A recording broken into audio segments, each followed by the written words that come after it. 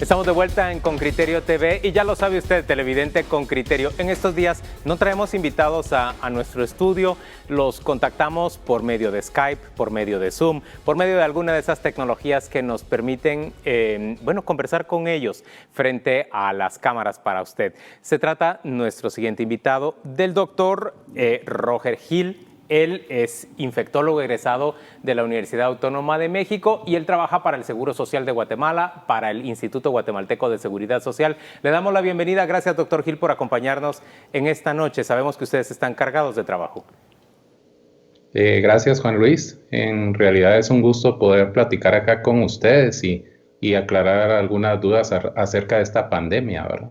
Arranquemos por esas dudas de la pandemia, doctor Gil. Escuchamos esa cadena nacional y hay algo que me llama muchísimo la atención. El uso de la mascarilla se vuelve obligatorio en la calle, en los vehículos y en la casa. Doctor, explícanos por qué debemos utilizar un tapabocas cuando estamos dentro de nuestra residencia. ¿Por qué en nuestros vehículos? Bien, yo creo que esto de la mascarilla, las normas que ha ido utilizando OMS y OPS han ido cambiando. Y esto ha sido debido a que ha sido el recurso que más se ha agotado a nivel mundial, debido a que por la crisis de pánico que se dio en Europa principalmente, la gente compró mascarillas en una cantidad absurda, a tal grado de agotar incluso los respiradores, los N95, que están exclusivamente diseñados para el personal de salud.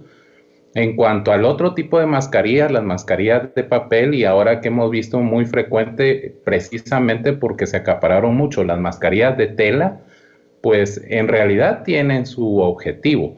El objetivo real es proteger a las personas vulnerables a esta pandemia de infectarse con COVID-19. Entonces, el mensaje presidencial fue dirigido hacia el seguir utilizando la mascarilla en la calle, porque sabemos que en realidad si no se mantiene un distanciamiento social adecuado, vamos a seguir teniendo problemas con la transmisión. Es muy difícil uno entender que debe estar a 1 metro o en realidad a 1.8 metros de distancia, que es lo recomendado por OMS.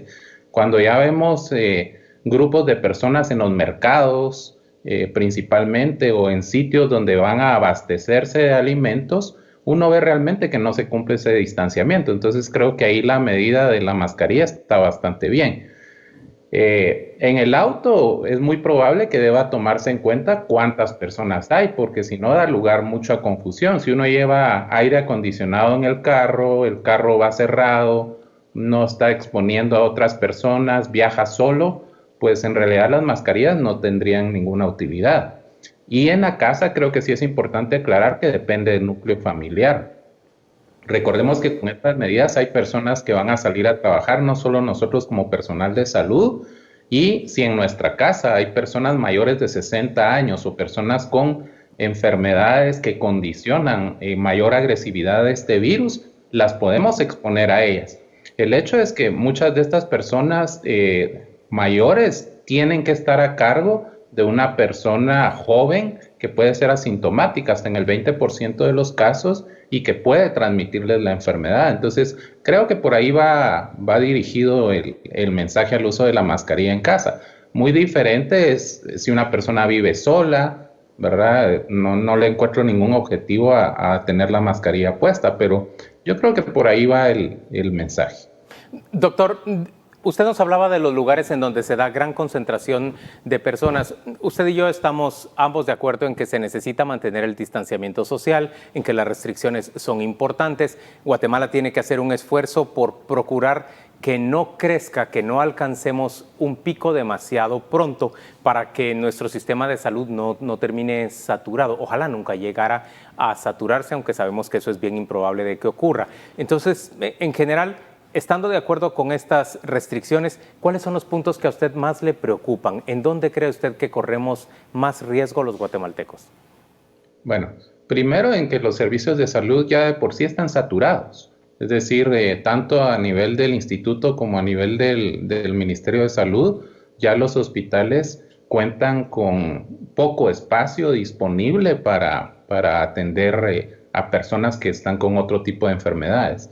El segundo es la capacidad que hemos visto en otros países, y ahorita nuestro ejemplo más importante es Estados Unidos. Tenían un 300% de déficit de ventiladores mecánicos, es decir, no es fácil, aunque uno quisiera o tuviera los recursos suficientes, como pasa con ellos, por ejemplo, que lleguen a abastecerse de ventiladores mecánicos para poder atender a los pacientes con infección grave. Y eso que estamos hablando de alrededor de un 15 a 18% del total de pacientes, aunque esto ha ido cambiando con el tiempo y el estudio del virus. Ya hemos visto ahora cómo personas jóvenes han tenido infecciones graves, no solamente las vulnerables. Entonces, tenemos que sumarle ese problema al hecho de que no solo son los adultos mayores de 60 años. La otra es desconocer la prevalencia de enfermedades crónicas que tenemos en el país. Estados Unidos tiene muy marcado eso. Ellos saben cuántas personas tienen diabetes, cuántas personas tienen hipertensión arterial. Y acá, aparte de no conocer esa prevalencia, también hay que reconocer que en estudios muy pequeños que se han realizado, ya recuerdan ustedes el que se realizó en Villanueva hace algunos años, se encontró que 8% de personas no sabían que tenían diabetes. Otro estudio que se realizaron que el 12% no sabía que eran hipertensos. Entonces, aparte de no saber la prevalencia de estas enfermedades, esto expone a tener grupos de riesgo mayores. Tenemos la ventaja de que somos una población joven, en promedio 18 años de edad, pero eso no quiere decir que no tengamos jóvenes con estrés crónico, que es el otro gran problema. Si ustedes se habrán dado cuenta, los estudios ahora en Estados Unidos van dirigidos a la población afroamericana, y esto se ha descubierto que es por el estrés crónico. Ellos vivieron en una época histórica donde encontraron que sufrieron estrés crónico por todo el hecho de que estuvieron relegados durante mucho tiempo en los Estados Unidos. ¿Qué significa el estrés crónico? Era ese problema. Perdone, doctor, explíquenos qué significa estrés crónico y si podemos, digamos, hacer la analogía con un padecimiento en Guatemala.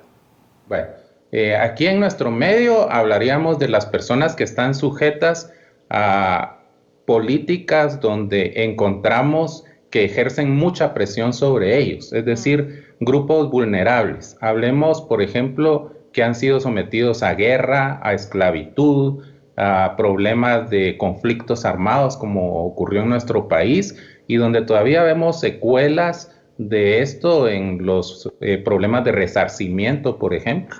Vemos problemas todavía de que no se han arreglado los problemas en cuanto al hecho de que todavía hay mucha deuda social hacia mucha parte de nuestra población que sufrió el conflicto armado. Entonces, ¿y eso incrementa nuestra vulnerabilidad en términos de salud?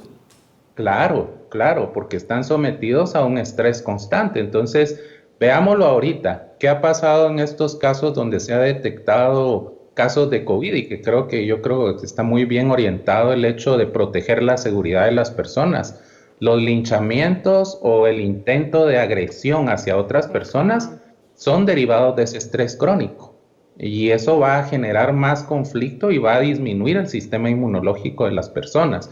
Otra consecuencia del estrés crónico es la desnutrición misma que tenemos en Guatemala como un riesgo vulnerable. Y los otros países que han tenido la infección hasta el momento son países donde son primer mundo. Estamos hablando de China, de países de Europa y de Estados Unidos. Nosotros no sabemos cómo se va a comportar realmente el virus en el país. Lo que nosotros sí podemos saber es lo que ha pasado en los otros países. Si usted menciona, por ejemplo, China o Estados Unidos, vemos que China, por ejemplo, se prepara esta semana justamente a partir del 13 de abril para empezar a abrir y a reducir las restricciones. Doctor, ¿podemos imaginar que después de 6 semanas más Guatemala va hacia ese escenario?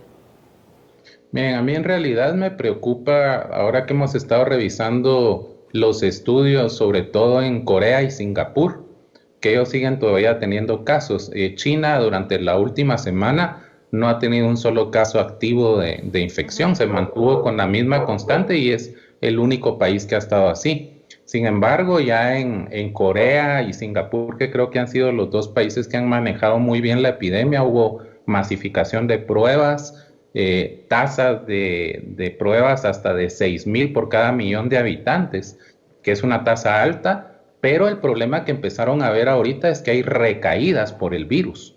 Eso no se sabía. Anteriormente se veía y en China todavía no se ha presentado. ¿Qué ha pasado con estos pacientes que han tenido la recuperación dentro de los 14 días?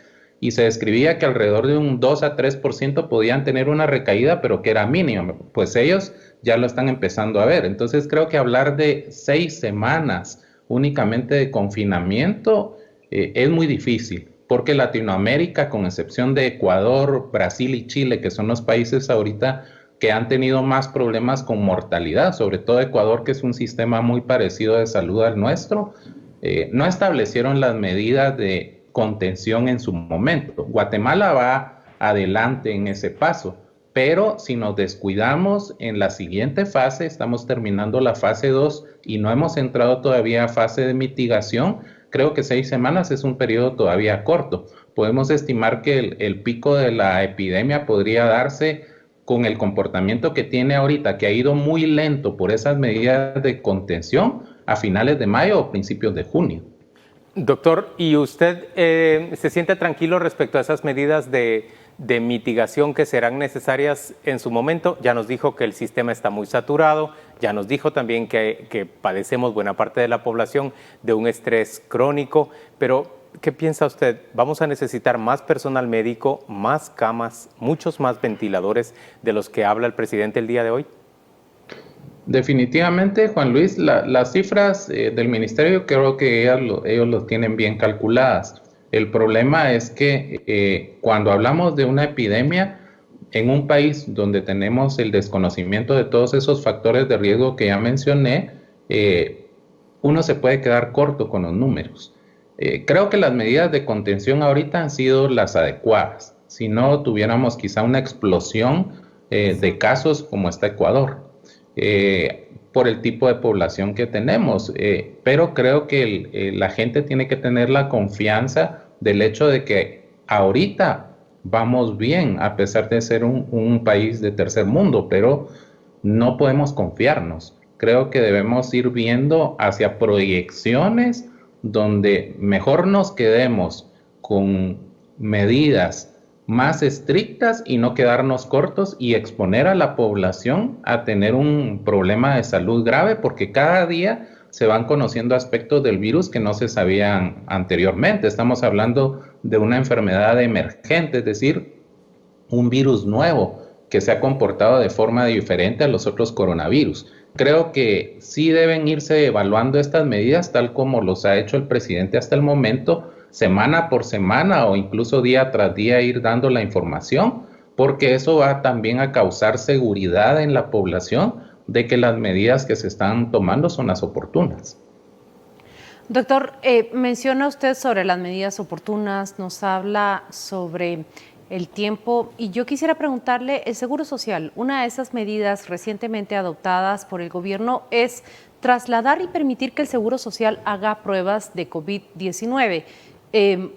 ¿Ya están los pacientes llegando allí a hacerse esas pruebas? Es mi primera pregunta. Y segunda, ¿el Seguro Social va a atender a los pacientes que se registren positivo y que tengan una necesidad de ser hospitalizados y atendidos en el Seguro Social?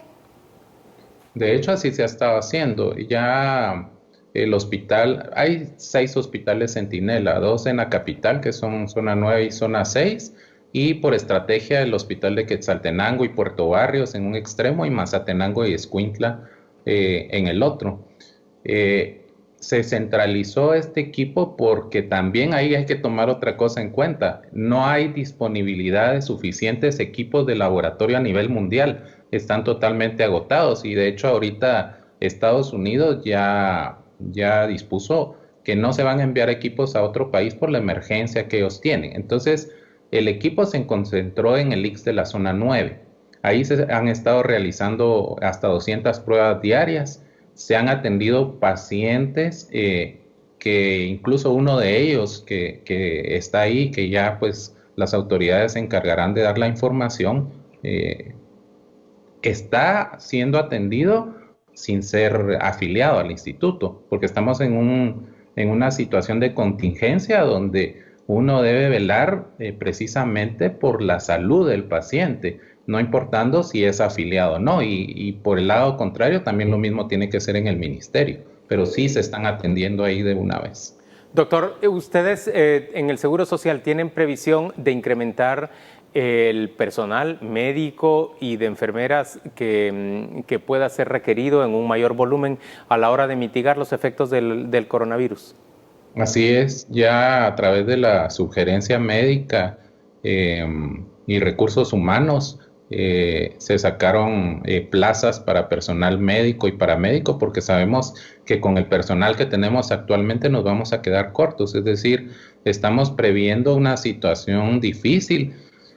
Nosotros empezamos a trabajar esto desde mediados de enero, el plan ya estaba desde el 6 de febrero y sabíamos que esto venía duro, es decir, es un impacto que va a tener en la población bastante fuerte y por lo tanto el personal de salud no se va a dar abasto.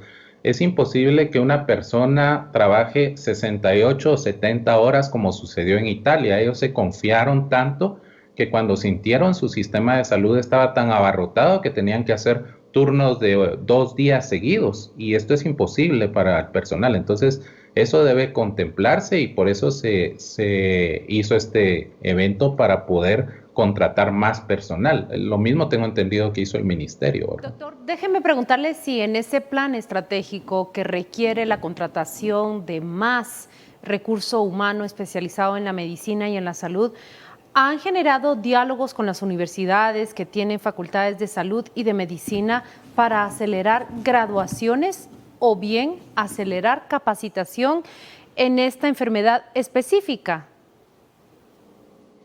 Mire, con quienes mantenemos la comunicación por el hecho de que somos hospitales escuela es con las maestrías de la Universidad de San Carlos a nivel de formación médica. Ahorita todo se está trabajando virtual. Es decir, se está haciendo trabajo a través de plataformas como Zoom y eso es importante. La Universidad de San Carlos emitió un comunicado de que por el momento se van a mantener las actividades así hasta el 31 de mayo. Creo que la previsión que ellos están tomando es la adecuada por la cantidad de estudiantes que generan solo en el campus central. Entonces, ¿Contemplan ellos acelerar las graduaciones? Yo creo que sería conveniente. De hecho, están muchas tesis paradas ahorita y yo creo que sí sería lo adecuado. No lo han comunicado como tal, pero creo que sí es importante tomarlo en cuenta. Doctor Gil, muchas gracias por acompañarnos esta noche en Con Criterio TV. Es muy valioso que nos ayude a resolver tantas dudas y a prever también cómo va a ser la fase de mitigación de la crisis del coronavirus en Guatemala. Feliz noche para usted. Gracias, Juan Luis.